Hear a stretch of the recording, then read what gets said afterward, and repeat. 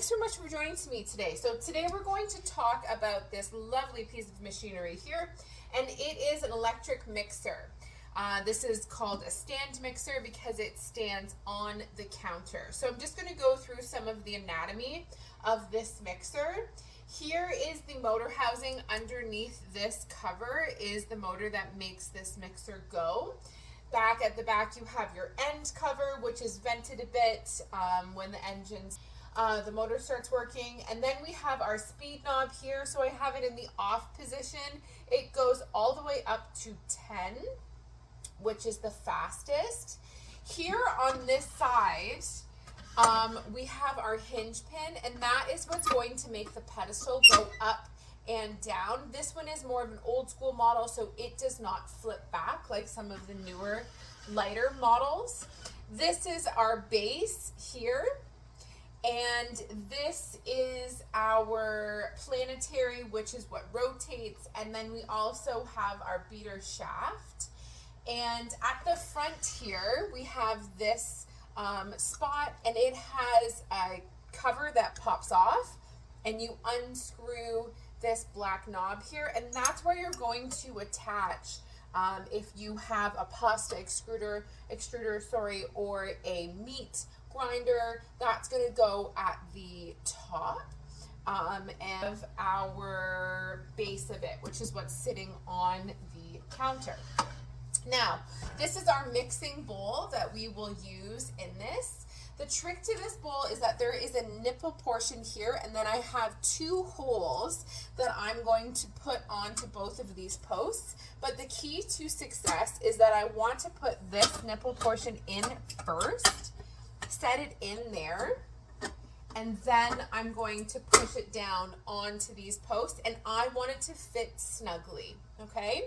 This is my whisk attachment that I'm going to use for egg whites or sponge cakes or angel food cakes, anything that's lighter. If I'm making whipping cream, this is what I'm going to use. So I will have my pedestal all the way down so that I can get this on. And there is a kind of an L shape here to it, and there is a knob on this part of the mixer. So I'm just going to push it up and then rotate it over so that it's not going to come off, and then I can turn my mixer on.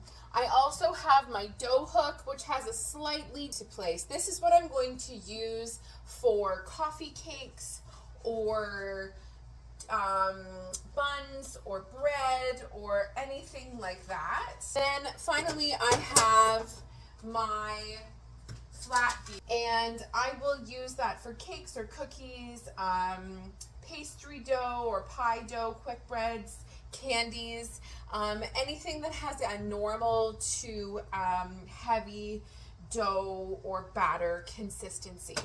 Finally, I have this handy thing here. I just set it right in here, and this helps me when I'm pouring things in so that I can keep everything contained and keep mixing it. So whether I'm putting flour in or liquids or anything like that, it also helps the flour from puffing out because that could affect my recipe. And then finally, I'm just going to show you how to move this bowl so that it is in the correct position when you start mixing something. So I'm just going to pull this lever up, and it is going to change the pedestal position so that my attachments are at the bottom of the bowl, and I can get everything mixed cohesively as quickly as possible. So I'm not over mixing any of my doughs or my batters. And that is a stand mixer. Important things, safety-wise, is that you want to make sure that you have it in the off position when you are plugging it in, when you are adding any attachments onto it, when you're moving it around.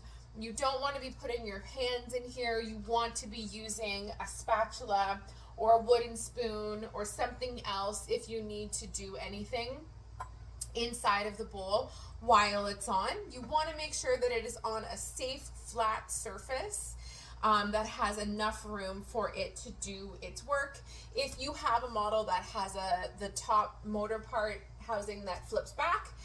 You want to make sure that you have enough room to be able to do that. Important things, once you're done with this, you're always going to wipe it down and wash any of the attachments so that it is clean and ready for the next person to use. Thanks for watching.